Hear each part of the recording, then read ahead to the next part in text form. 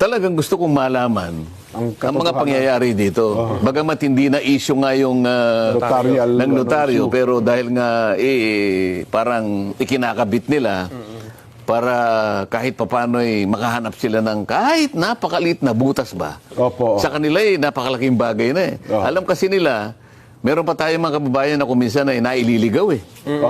Doon na lang.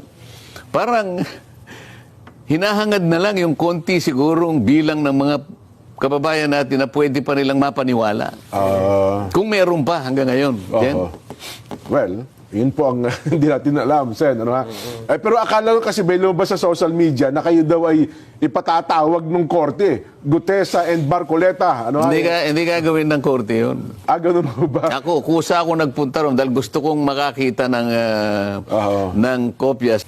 Kahit na walang notaryo yun at dumating yung tao, hindi nakanotaryo yun, sukat na siya'y humarap sa kapulungan. At siya'y sumumpa.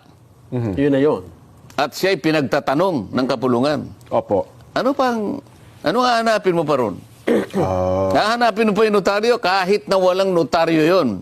Hindi na mawala yung bisa nung kanyang salaysay. Kahit punitin pa yung papel. Wala na yun eh. Kasi nagsalita na. Oo nga, ba't mo naman pupunitin? Nandun eh.